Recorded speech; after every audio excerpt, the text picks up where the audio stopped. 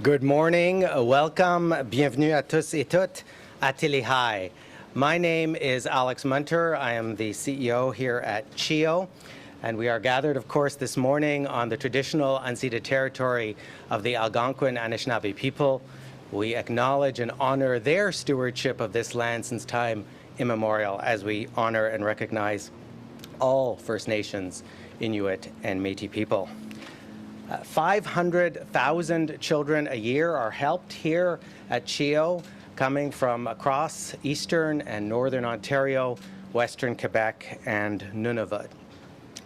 And children are the unsung heroes of this pandemic. Children have made enormous sacrifices for their well-being and for our collective well-being. And here at CHEO, we are paying close attention to the impact of the pandemic on kids in terms of learning loss, impact on development, and on physical and mental health. We are focused on these issues, on responding to the needs of kids, and on working as hard as we can to help our community move past the pandemic and turn the page on COVID. And that means we have worked very closely with Ottawa Public Health and community pediatricians, our Kids Come First Health Team partners, to vaccinate kids 12 to 17. And as we speak, we have groups working, doing detailed logistical planning to be ready to run clinics in schools, in the community, and across our region for 5 to 11-year-olds so that they can be afforded a measure of protection that a vaccine represents, and that we can increase our community immunity and the safety of schools and our whole city and region. So we're very excited to hear what the Prime Minister and the Deputy Prime Minister will be announcing today.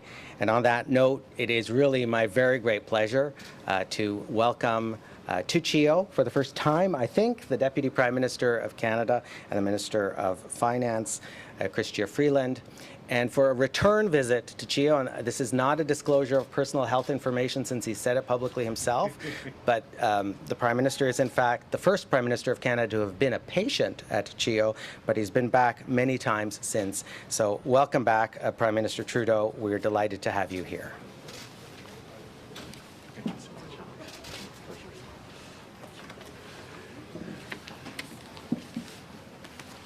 Thank you, Alex, for your kind words, but also for your extraordinary work as President and CEO of the Children's Hospital of Eastern Ontario. I have fond memories of the amazing team here, but we have seen through this pandemic that you and the incredible team at CHEO really stepped up, as health workers did right across the country, to be there for our most vulnerable, to protect the community, and to support kids in very, very real ways. Chrystia and I had the opportunity to chat with some of the kids who are both patients and at school here at CHEO. And it really is extraordinary to see how resilient kids are, faced with challenges, faced with crises. But it's all the more important, therefore, that we be there for them in every possible way to give them the supports they need, not just to get through this pandemic, but also to recognize everything that they're going to be able to contribute to our communities, our country, and our world over the coming decades if we make sure that we're giving them all the right supports and all the best opportunities for the future. Je suis très content d'être ici aujourd'hui avec la vice-première ministre pour faire 3 annonces importantes aujourd'hui. Les 2 premières, je vais les faire et je vais passer la parole à Chrystia pour la 3e annonce. Mais on a des bonnes nouvelles pour les Canadiens aujourd'hui.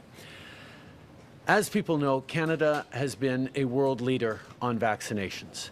And that's just part of what Canadians were able to do through this pandemic, where we saw everyone from frontline health workers to community workers to individual Canadians stepping up during this pandemic to be there for each other, to do the right things to get us through this. And it has culminated, of course, in vaccinations, as Canada is now among the world leaders in vaccination rates amongst eligible Canadians, that is, 12 and older.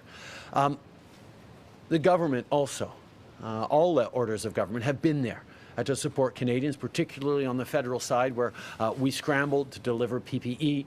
We've scrambled to ensure that we have vaccines for everyone, and we're also ensuring booster shots for the coming years as they become necessary, listening to the expert advice that folks in NACI and other fields are going to be making on how we move forward. But when we talk about the high vaccination rates of Canadians, 82, 85, 87% in various jurisdictions of Canadians fully vaccinated, it's always eligible Canadians. Because we know, particularly those of us who are parents, like I am, of kids under 12, that not everyone can get vaccinated yet. We have heard that Pfizer has now submitted for regulatory approval at Health Canada a pediatric vaccine for kids 5 to 11. And this is great news. I can assure you that Health Canada is going to be examining attentively that submission.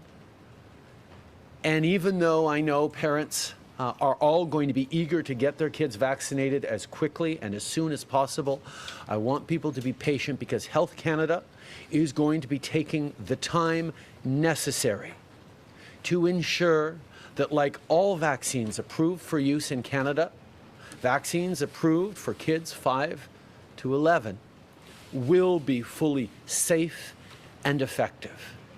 It is extremely important that they go through all the full processes necessary so that every parent can have confidence when these vaccines do get approved that they will be safe for their children, to keep us all safe, to keep them safe, to keep our communities and schools safe as we move forward.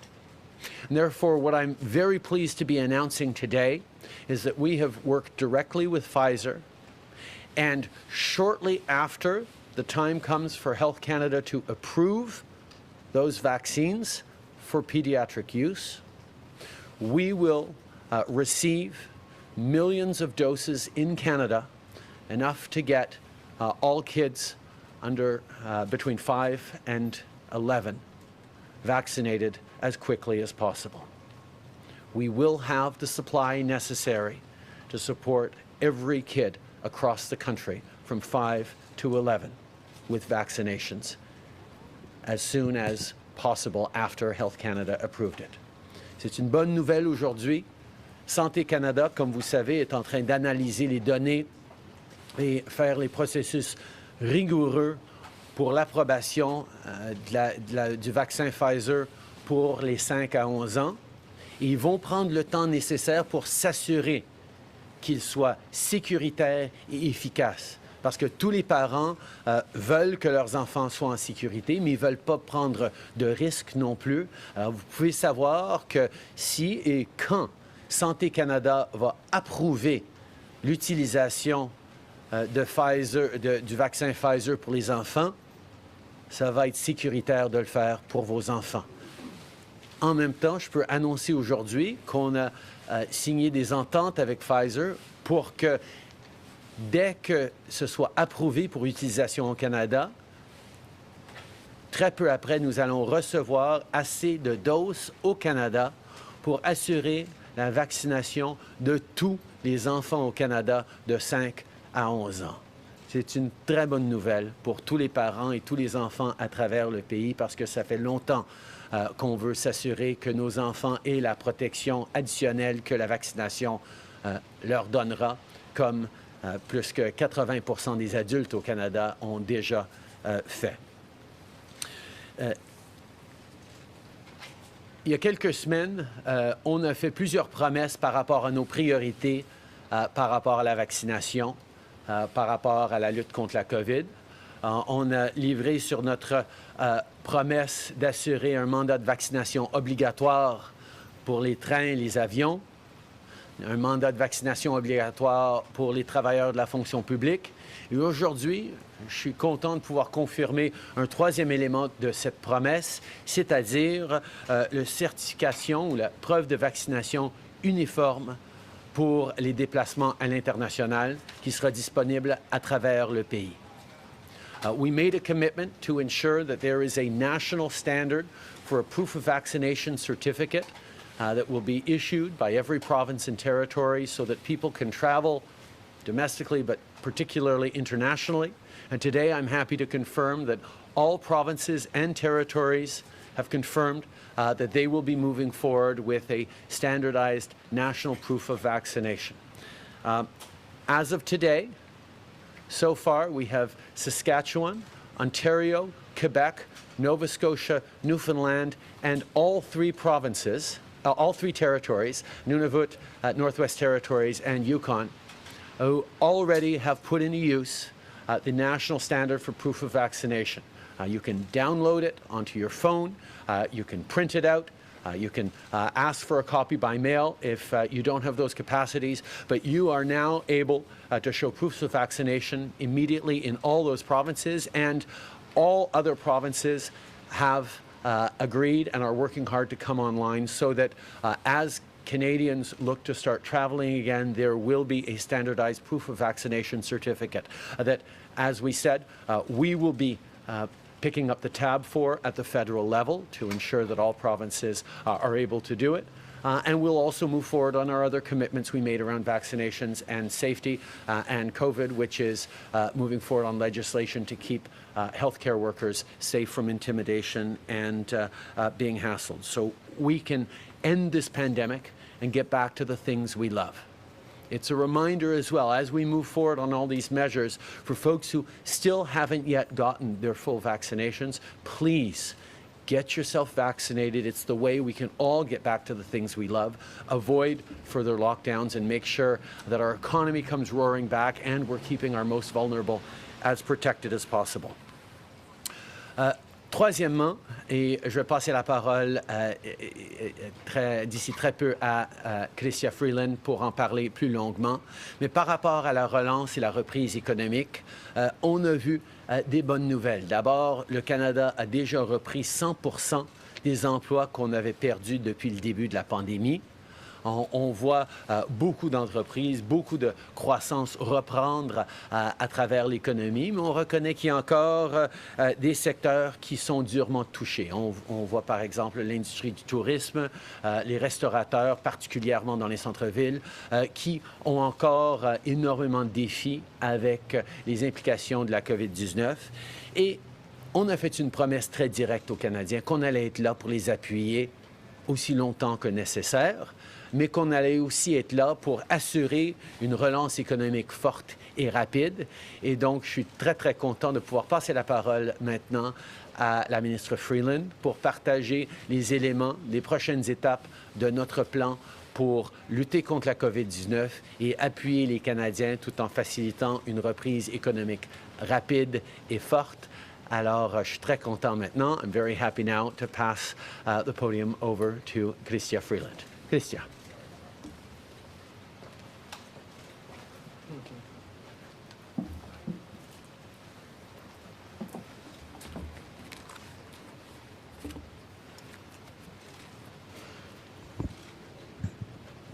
Okay, good morning, everyone. Thank you, Prime Minister. And thank you, Prime Minister, for that great news about vaccines for children. That is really great news for children, for families, for schools, and for our economy. Quand la crise de la COVID a frappé, notre gouvernement a rapidement lancé divers programmes généraux afin d'amortir le plus grand choc économique du pays depuis la Grande Dépression. L'objectif était simple, prévenir autant que possible les séquelles économiques et aider les travailleurs et les employeurs à travers la pandémie et les restrictions qu'elle a amenées. D'un bout à l'autre du pays, ces programmes ont donné une bouffée d'oxygène aux travailleurs et aux entreprises. Ils ont protégé des millions d'emplois et aidé des centaines de milliers d'entreprises canadiennes à poursuivre leur activité au plus creux de la pandémie. Our emergency support measures were always designed to be temporary, to get us through the crisis. Thankfully, as the Prime Minister has just pointed out, we're now in a new phase, one that is very different from the darkest days in our fight against COVID. We have recovered lost jobs, vaccination rates are high and will get higher as it becomes possible to vaccinate more of our children. Borders are reopening, and the fourth wave appears to be coming under control in many parts of the country. Last month, as the Prime Minister has just reminded us, we reached our goal, as promised in last year's throne speech, of creating 1 million jobs. Canada has now recovered 100% of the jobs lost in the depth of the COVID recession. And compare that to the United States, which has only recovered 78%. Children are back in school.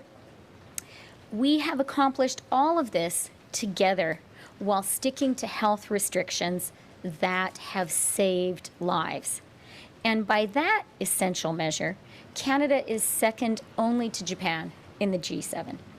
So there are many reasons to be optimistic about what we've already achieved. Our economy is rebounding, and we are winning the fight against COVID.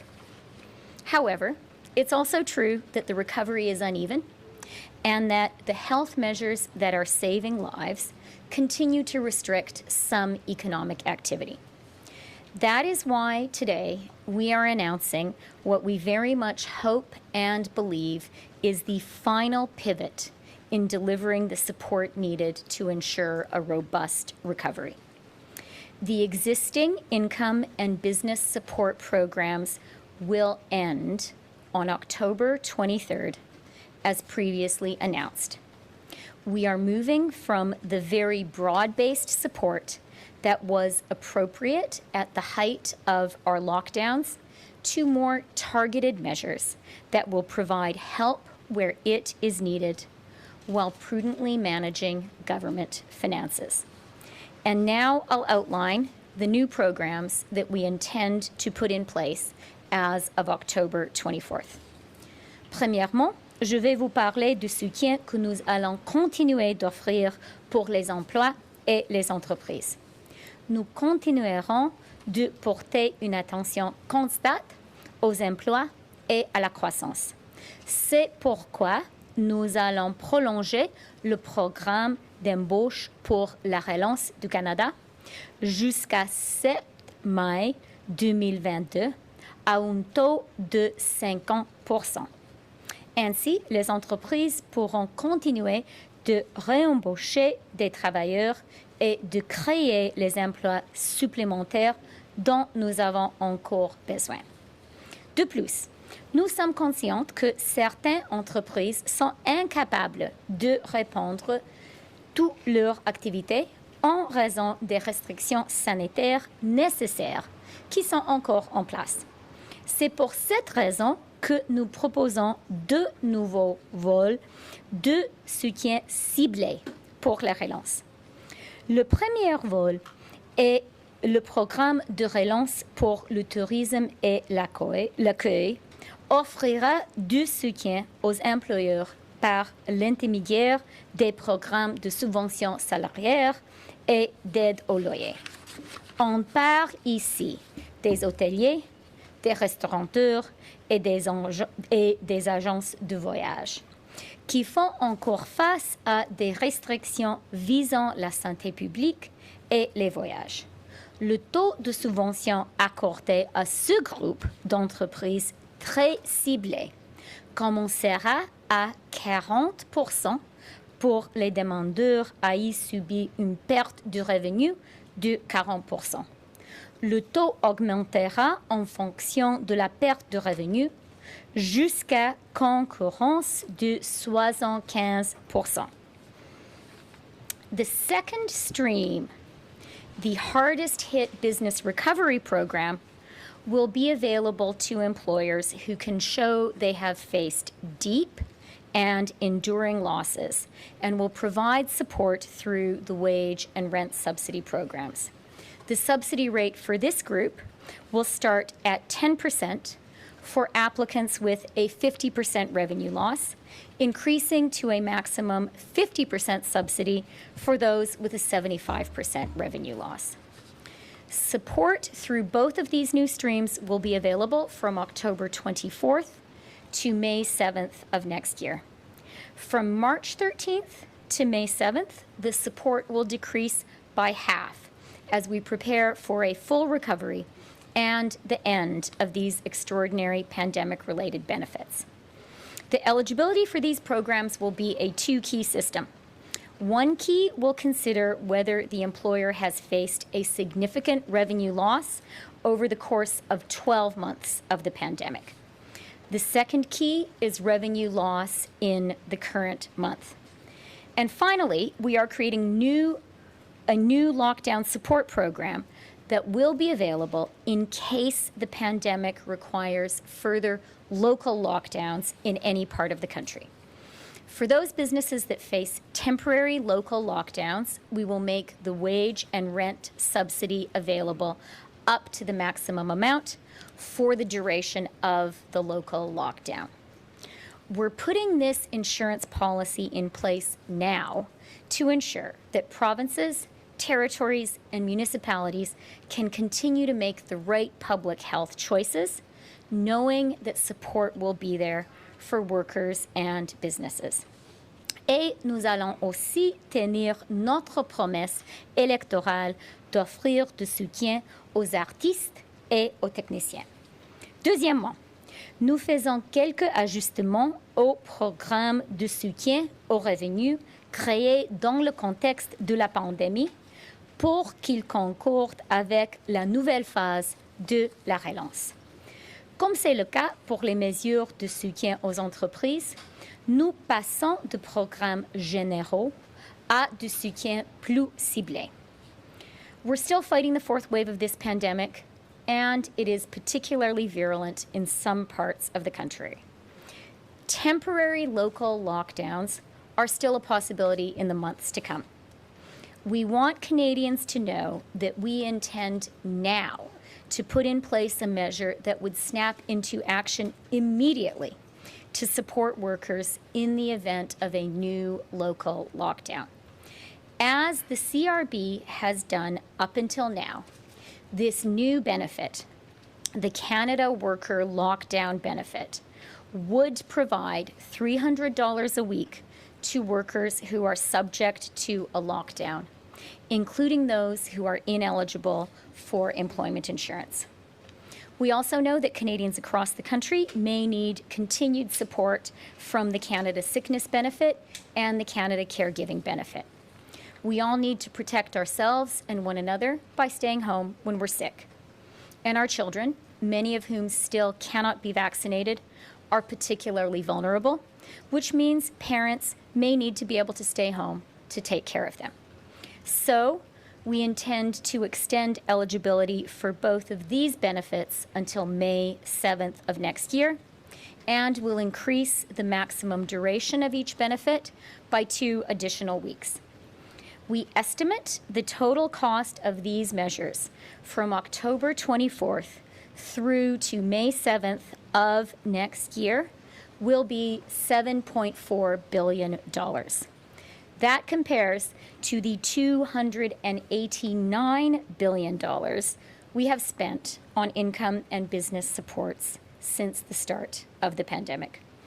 Notre gouvernement comprend le fier héritage du Canada pour ce qui est sa gestion financière prudente et l'importance de préserver cette tradition de rigueur. Fighting COVID required unprecedented government spending in Canada and around the world. Canadians supported that unprecedented spending because they understood that it was not only the compassionate thing to do, it was the economically smart thing to do.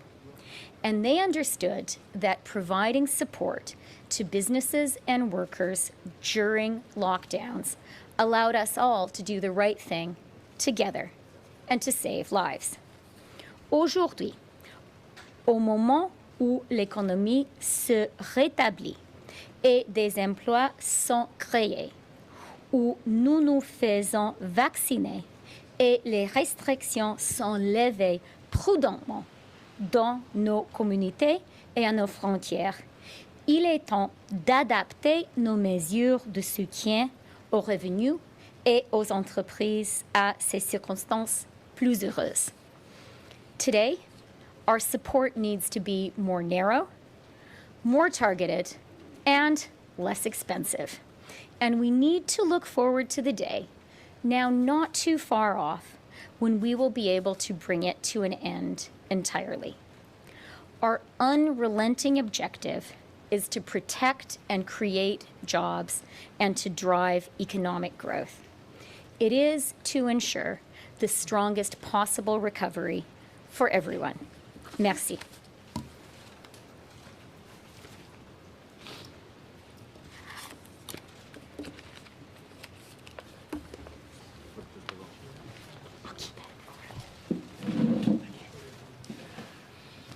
Merci. On va maintenant commencer la période de questions avec Christian Noël de Radio-Canada.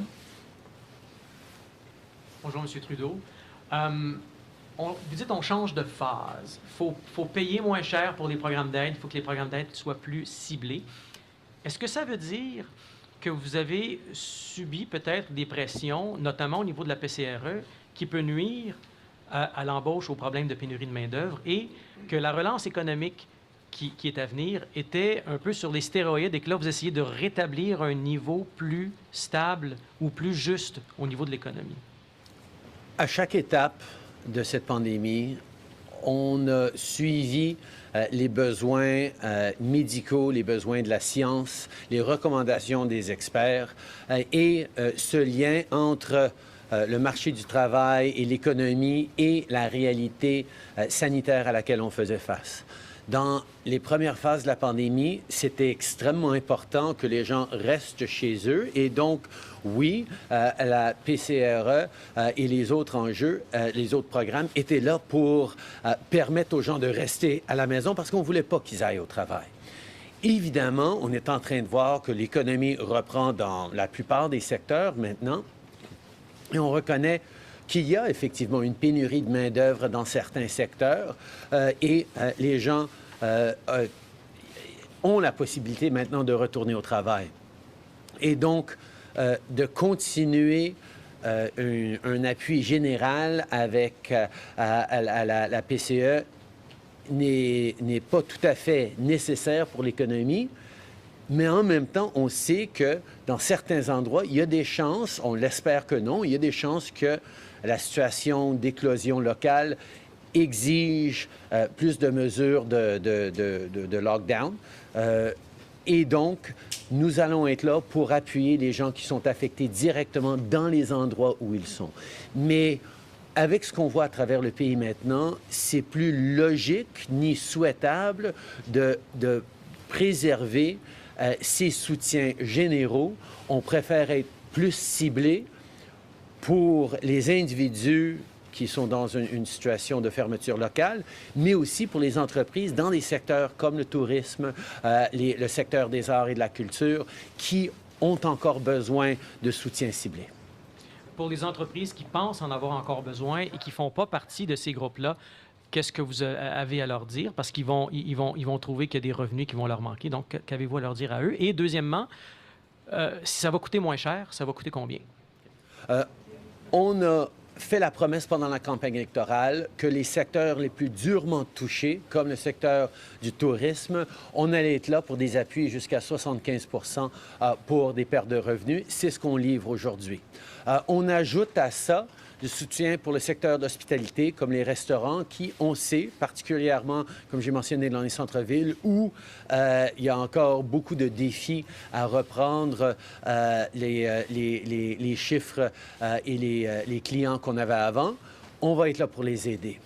Pour les secteurs qui ne sont pas les plus durement touchés, comme les secteurs touristiques, nous allons quand même mettre de l'avant un programme pour aider ces entreprises qui ont subi des pertes de 50 à 75 % de façon durable depuis un an.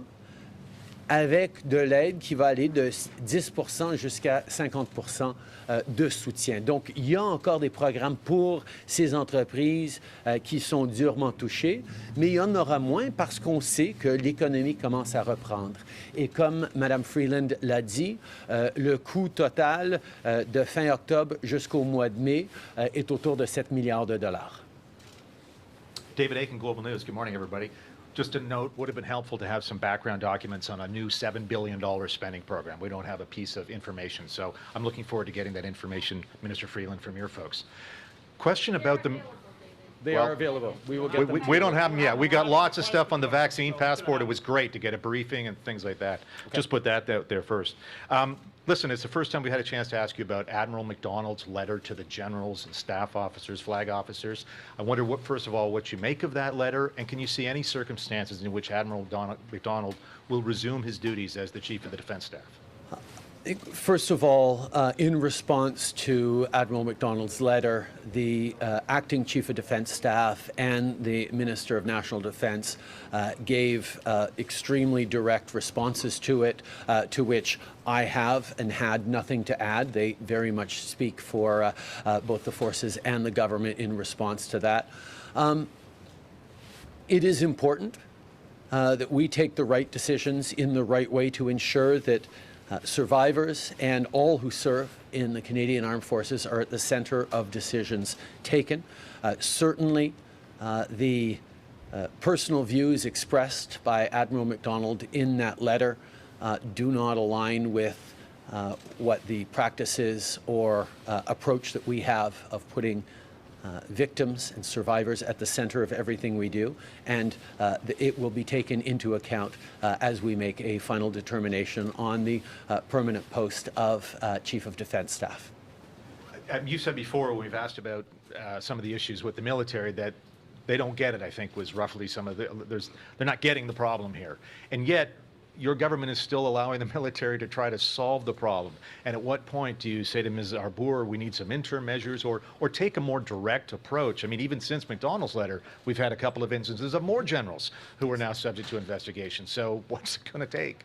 We are absolutely taking this seriously, and with every new revelation that confirms that there is a deep cultural problem at Canada's military that isn't worthy of the extraordinary women and men who choose to serve. Even as we talk about these issues facing the military, we have Canadian Armed Forces members stepping up to help out in Alberta, in Saskatchewan, elsewhere across the country, and elsewhere around the world. We have an extraordinary military that continues to deliver for Canadians, and it is necessary that the processes, the resources, and the leadership of this military be worthy of the extraordinary women and men who choose to dedicate their lives to service and their families to service to this country. We have made significant steps. There is a lot more to do. And yes, indeed, that change is not happening as rapidly as we would all like to see. And that's why we're continuing to work with external experts and people within the highest ranks of the military to make sure that these changes are being made as quickly and as lastingly as possible.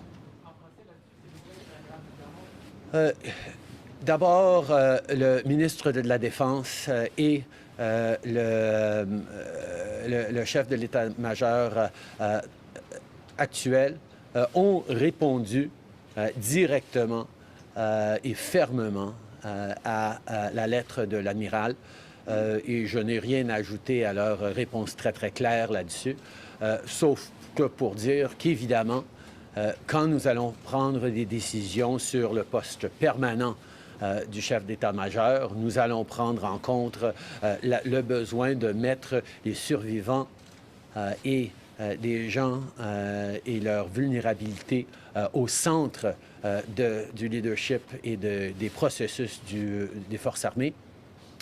Et certainement, cette perspective apportée par l'amiral MacDonald dans sa lettre, on va en tenir compte quand nous allons prendre des décisions finales. Hello, Maina Karaman-Wilms, Globe and Mail. Mr. Trudeau, for several years now, the number of sitting days in the House of Commons has been below average. So why are you continuing this trend by waiting until November 22nd to have MPs return to the House, especially since you say you want to get back to work? I think, first of all, Canadians recognize that we've had a pandemic for the past year and a half, and that has directly affected the amount of sitting days in the House. But despite that, particularly with a hybrid approach to Parliament, we've been able to get historic supports out to Canadians by working collaboratively with other parties in significant ways. This is my third federal election as leader, and they've all been in the fall. This is the longest we will have in terms of weeks of House sitting following an election. I look forward to working with other parties in the House on getting big things done for Canadians. As we've demonstrated, this government has gotten to work right away after the election to deliver on vaccine mandates, on supports, on many important things for Canadians, and we'll continue to do that. I will highlight, however, that it will be extremely important that everyone be vaccinated when the House returns. And from the announcement of the return of the House, if someone who didn't get vaccinated, has an MP who hasn't yet gotten vaccinated, chooses to get vaccinated with the first and then the wait and then the second dose, they should be able to return to the House in time for the return of the House on November 22nd, because it's important that we be keeping everyone safe on that. On a different note, Federal Ethics Commissioner Mario Dion said you are free to release all correspondence between your office and his office regarding your vacations, including your most recent trip to Tofino. So will you release all your correspondence with the Ethics Commissioner regarding your vacations? We have been open and transparent throughout the past 6 years on working with the Ethics Commissioner and disclosing what is necessary to disclose, and we will continue to be open and transparent with Canadians. Hi, Prime Minister. On the international vaccine passport issue announced today, you still don't have 100% of compliance domestically. So how confident are you that Europe, the United States, and other international countries will accept this as a valid proof of vaccination for international travel?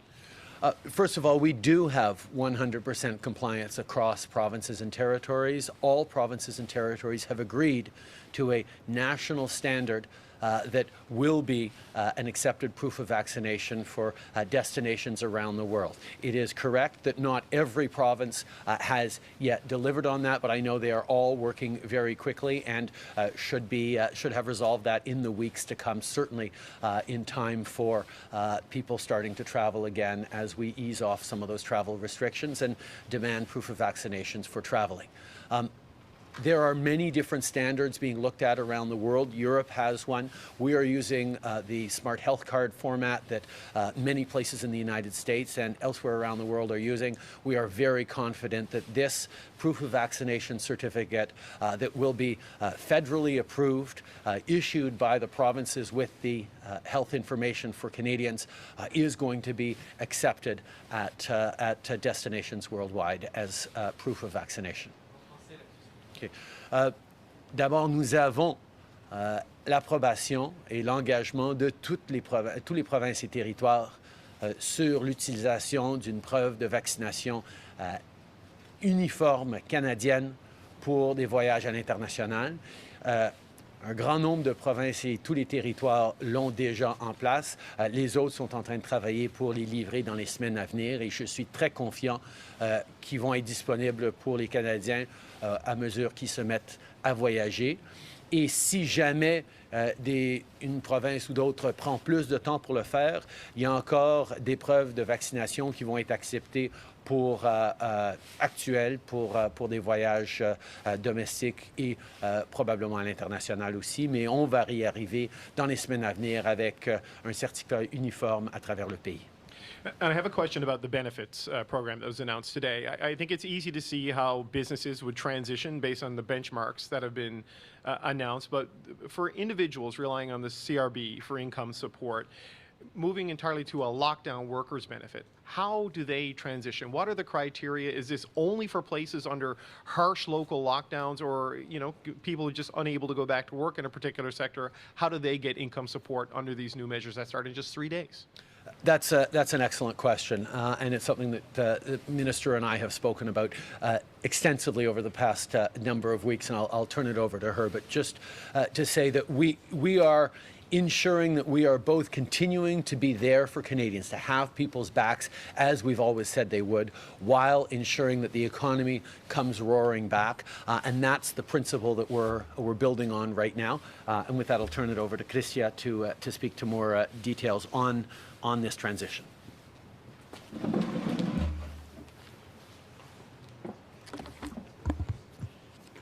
Okay, yeah, thank you, Prime Minister, and thanks for the question. So let me just start by emphasizing that these programs were conceived from the outset, and I think clearly and broadly understood by Canadians as unprecedented emergency support measures that were there because we did an astonishing thing as a country. We decided to close down our economy to save lives. And I'm proud of what we did as a country, and broadly it has worked. And our support measures have worked too. Canada has had a very robust jobs recovery. We have hit the 1 million jobs target, which the Prime Minister laid out in the speech for the throne last year. We have now recovered 100% of the jobs lost in the pandemic. Now, there is still work to do to get to the employment and labor force participation levels that we want to achieve, but a lot has been done. And so when it comes to income support, the most important thing I'd like to emphasize for people, as the Prime Minister said in his opening remarks, is if the fourth wave or some unexpected additional wave were to hit us, we want public health authorities to know, and we want workers to know that that support will be there. It will be there and will be able to snap back into place immediately for workers. That's the key element. Second really important element is a lot of people, and I heard this very often on the campaign trail from mothers, a lot of people have depended on the sickness benefit and the caregiver benefit during the pandemic. The need for that continues, and we are extending that benefit and adding 2 additional weeks. You will also recall our campaign promise to have 10 paid sick days. So that support is there too. And then the final thing I would point to as support for workers and jobs is our extension of the Canada Hiring Recovery Benefit. This is really important in terms of driving job creation, creating additional spaces for workers. And one element that people have been pointing to, I think rightly, about the jobs recovery is that there are some people who are working but are maybe not working as many hours as they would like. The recovery hire can be used by employers to give workers who are on the payroll now additional hours. So those are the support measures we have in place to help workers and to drive the best possible support for a Canadian is actually a job. And that's what these programs are designed to really promote.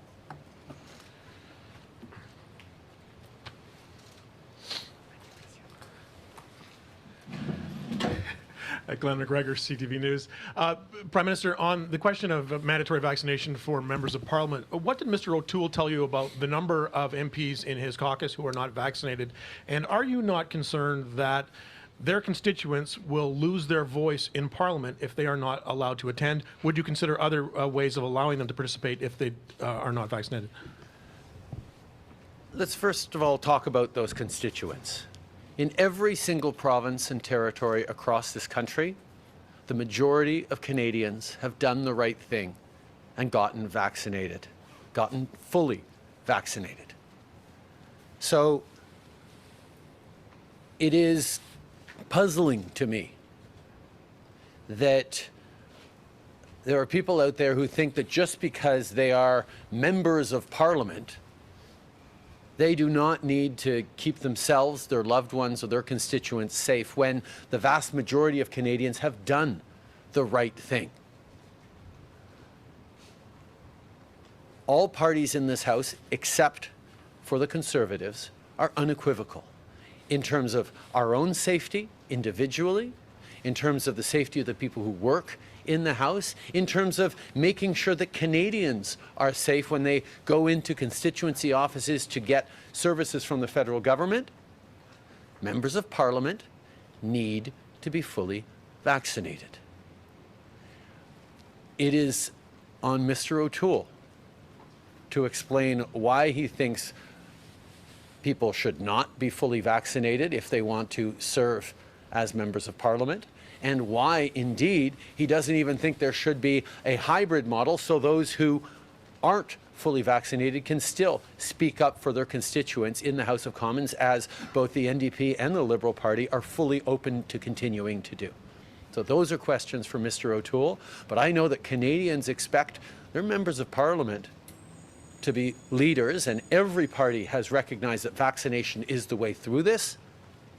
It seems a very small thing that when we're asking every Canadian who wants to go into a restaurant in Ontario, for example, where the House of Commons sits, to be fully vaccinated, we should be asking the same thing of members of Parliament as well. It's not too much to ask.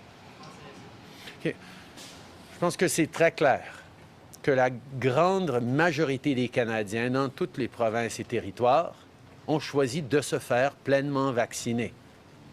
Et ces députés qui représentent ces Canadiens d'un bout à l'autre de ce pays ne devraient pas avoir une dispension spéciale à cause de leur statut de député qui devrait leur permettre de ne pas se faire vacciner ou de mettre à risque les citoyens qui viendraient chercher des services dans leur bureau de comté, ou bien qui mettraient à risque d'autres députés qui représentent des citoyens dans d'autres parties du pays en allant à la Chambre des communes de façon non vaccinée. Je pense que c'est à M. O'Toole d'expliquer cette incohérence, d'accepter que des gens qui devraient être un modèle, démontrer du leadership pour le reste du pays, quand on sait que la vaccination, c'est la façon de passer à travers cette pandémie, de eux-mêmes se faire vacciner pour se protéger, pour protéger leur communauté, pour protéger leurs collègues à la Chambre des communes. Et en plus, il y a une incohérence assez importante dans la position des conservateurs qui non seulement veulent que des députés non vaccinés soient permis de venir à Ottawa siéger à côté de députés qui soient vaccinés, mais ils veulent non plus qu'on ait un modèle hybride qui permettrait justement à ceux qui ne seraient pas vaccinés de quand même participer pour parler pour leurs commettants à la Chambre des communes par vidéo. Alors, je pense que M. O'Toole a beaucoup d'explications à donner. Throughout the pandemic, hospitals across the country have been trying to limit the number of visitors they have. And as you've noted in your remarks, the children under the age of 12 are not vaccinated by definition. And yet here we are at a facility that treats many children with autoimmune issues, many children staying in Roger Nielsen House who are undergoing cancer treatment. Why did you, and I understand you probably adhere to all the measures that were required of you, but why did you think bringing us here to a children's hospital during a pandemic was a good idea for a photo op? I think, first of all, this is an important opportunity, as always, to thank our frontline healthcare workers, to recognize the extraordinary work they've done, and to reassure Canadians and parents that we are there working with and listening to the top experts across the country when it comes to their kids' safety. I know that parents are eager to see the vaccines available for 5 to 11-year-olds, but I also know that parents want to know that those vaccines will be safe, which is why Health Canada will be taking the necessary time and rigorous processes to ensure that that is safe before approving it, so that when it is approved, and we have those vaccines in Canada ready to go for Canadians, as we will rapidly after approval, parents can get those vaccines done. In regards to public health and safety, I can assure you that we work closely with Alex and his staff to make sure that no one is at risk as we move forward in various events like this one. Bonjour, Olivier Ferrand-Boissé de TVA. Monsieur le Premier ministre, je suis revenu sur le retour du Parlement le 22 novembre. Avant les élections, bon, on sentait d'autre part une urgence justement d'aller en élection. Et puis là, ben, c'est 63 jours après le 20 septembre où on va retourner au travail. Certains diront qu'ils auraient préféré pouvoir avoir du temps pour justement peut-être discuter, avoir des débats sur les programmes dont vous venez d'annoncer la prolongation et les modifications aujourd'hui. N'y voyez-vous pas un contraste? Au contraire, depuis la fin des élections, nous avons agi immédiatement sur un mandat de vaccination pour les trains, pour les avions, pour la fonction publique fédérale. Nous sommes en train de s'assurer que les parlementaires conservateurs qui ne se sont pas fait vacciner encore ont le temps de se faire pleinement vacciner avant que la Chambre revienne. Et nous sommes en train de travailler pas seulement avec les autres partis, mais aussi avec des organismes, des chambres de commerce, des syndicats à travers le pays pour s'assurer que les appuis pour la relance économique et pour les Canadiens, étant donné que cette crise de COVID continue de différentes façons, soient là. Nous sommes au travail, nous allons continuer de l'être et j'ai bien hâte de pouvoir reprendre les travaux parlementaires avec les autres pour 4 semaines de travail quand on revient en fin novembre. Élection Canada propose une redistribution des sièges dans laquelle on ajouterait 4 sièges au Canada, mais le Québec en perdrait un. Il y a la chef de l'opposition à Québec qui vous a envoyé une lettre, je ne sais pas si vous l'avez lue, mais qui vous appelle à défendre donc le maintien de ce poids du Québec aux communes. Est-ce que vous vous engagez justement à ce que le Québec maintienne ses 78 sièges au Parlement? Nous sommes en train de regarder cette proposition émise par Élection Canada. Je souligne que c'est une proposition indépendante d'Élection Canada et ce n'est pas une proposition du gouvernement. Nous allons donc étudier, nous allons avoir beaucoup de temps pour en discuter entre parlementaires et entre Canadiens pour les moments à venir, parce que c'est quelque chose de très sérieux d'ajuster la composition de la Chambre des communes. Il va falloir le faire, mais on veut s'assurer que ça soit fait de la bonne façon et j'entends très clairement la préoccupation de plusieurs Canadiens, dont des Québécois, par rapport à la proposition d'Élection Canada. Nous allons continuer de travailler là-dessus. We are looking very carefully at the proposal by Elections Canada on redistribution of the electoral map. It is a proposal by Elections Canada and not a government proposal. We are looking carefully at it. Redistribution matters for fairness in our democracy. I have clearly heard concerns from a number of people, including Quebecers, about what Elections Canada has proposed, and I can assure everyone there will be lots of time to analyze, to debate, to calculate, to look at what the right path forward is to continue to have a strong, robust democracy that makes sure that everyone gets properly heard. Chris Reynolds, Canadian Press. Albertans are apparently voting in pretty strong numbers in the provinces, that is, voting yes, in the province's referendum on the elimination of Canada's Equalization program. With that seeming popular mandate, advocates are now calling on the federal government to sit down with Alberta and discuss the prospect of reforming equalization. Will you consider discussing with Alberta adjustments to that scheme? First of all, to eliminate equalization, which is what's proposed in Jason Kenney's referendum, is something that cannot be done by the federal government. It needs to be done by the federal government working with 7 provinces or territories representing over 50% of the Canadian population. So this is something that Mr. Kenney should have known going into it, but it is something that we're clear to say. Any amendment to the Constitution of this type requires consensus, significant consensus across the country.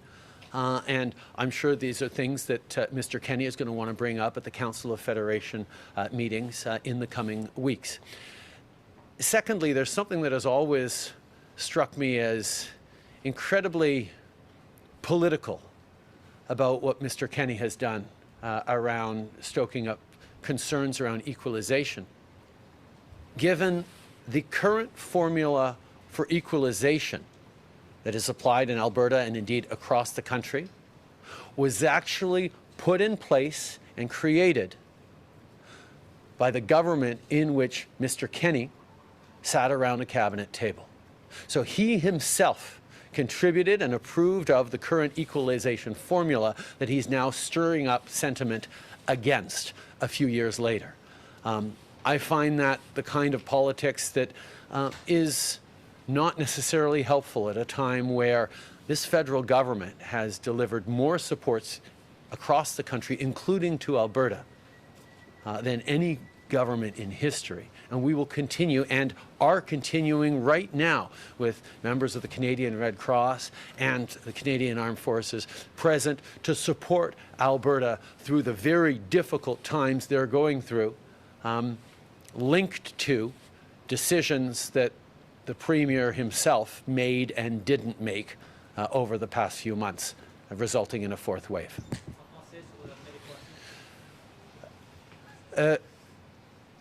D'abord, pour faire tout changement à notre système de péréquation, ça exige pas seulement une décision par un gouvernement fédéral ou une province, mais un changement à la Constitution impliquant 7 provinces et territoires représentant plus que 50% de la population du Canada. Alors, je recommande à M. Kenney de souligner ses préoccupations avec la péréquation, avec ses collègues autour de la table du Conseil de la Fédération pour pouvoir avancer ses arguments là-dessus. Mais je sais que les premiers ministres d'autres provinces vont avoir la même question que moi, c'est-à-dire que puisque c'est M. Kenney lui-même qui faisait partie du Conseil des ministres qui a négocié la formule actuelle de péréquation, en quoi il est en désaccord avec les décisions qu'il a prises il y a une dizaine d'années sur la péréquation. Back to the question of proof of vaccination. Airlines have expressed a lot of resistance to the idea that they might be responsible for enforcing or for checking these proof of vaccinations at the thousands of check-in counters and boarding gates that exist at airports across the country. So to confirm, is it federal security authorities who will be responsible for confirming one's vaccination at airports, or is it airlines? We have worked very closely with airline operators to ensure that it is as seamless and easy a process as possible. And the fact that the proof of vaccination certificate that will be pan-Canadian includes a QR code means that it will be a step for the vast majority of people at the virtual check-in, where they simply have to scan their QR code and they will get a boarding pass that is clearly marked upon it, vaccination approved. So there is no actual slowdown. It's a single extra step on check-in in a digital way. But it will not be overly onerous for anyone in the process that while they check the name and the gate number on the boarding pass, will also see a green check mark or whatever it is that ensures that they know that the vaccination requirements have been met. Thank you. This is what ends today's press conference. Merci beaucoup tout le monde. Bonne journée.